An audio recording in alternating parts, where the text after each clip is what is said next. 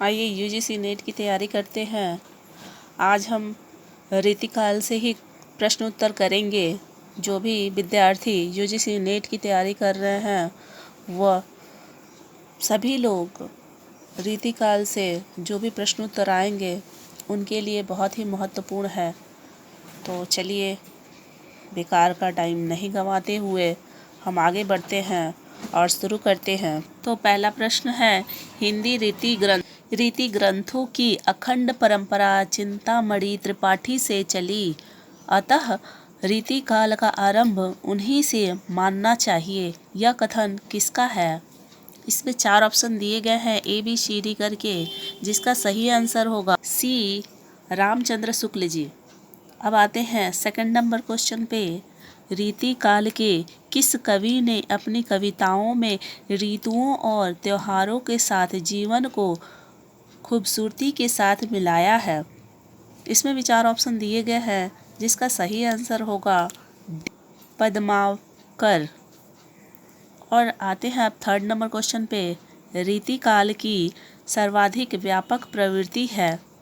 इसमें भी 4 ऑप्शन दिए गए हैं, इसका सही आंसर होगा सी नायिका भेद और श्रृंगार रस विवेचन।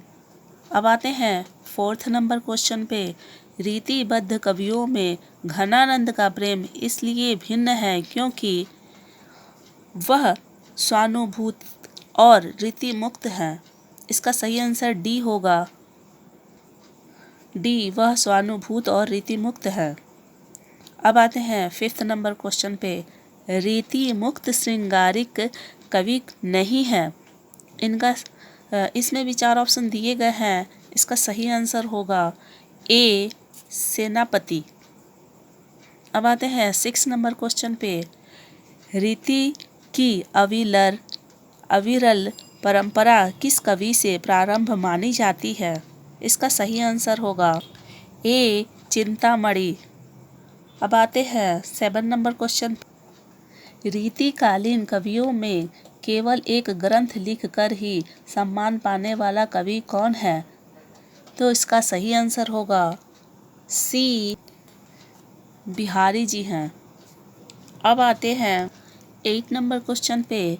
रीतिकालीन वीर काव्य की प्रमुख विशेषताएं हैं। इसमें 4 ऑप्शन तो दिए गए हैं पर कूट के हिसाब से दिए गए हैं, तो इसका सही आंसर होगा सी 1, 2 और 4 सही है। 1 का है रासो काव्य की अपेक्षा में अधिक प्रामाणिक है, और 2 का है इनमें तत्कालीन इतिहास सुरक्षित है, और 4 का है किसी वीर काव्य में फिरंगियों का भी वर्णन किया गया है। ये 1, 2 और 4 सही है, इसलिए इसका सही आंसर सी होगा। 1, 2 और 4 सही है। अब आते हैं 9th नंबर क्वेश्चन पे। रीति मुक्त कवि की विशेषताएं हैं। इसमें भी उसी तरह 4 ऑप्शन दिए गए हैं और कुछ कूट दिए गए हैं, जिसका सही आंसर डी होगा 2 और 4। 2 में है यह मूलतः आत्म प्रधान और व्यक्तिगत है, और 4th का है अभिव्यंजना में यह अभिधामूलक है। तो 2 और 4 सही होगा। अब आते हैं लास्ट नंबर क्वेश्चन पे। रीतिकालीन कविता का आरंभ केशव दास की किस रचना में माना जाता है? इसका सही आंसर होगा ए रसिक प्रिया में माना जाता है। तो आज हमने यूजीसी नेट की तैयारी के लिए रीतिकाल से भी क्वेश्चंस कर लिए हैं। तो आज के लिए बस इतना ही। नेक्स्ट कुछ और प्रश्न उत्तर लेकर आऊँगी आप लोग के लिए। आज के लिए बस इतना ही। धन्यवाद।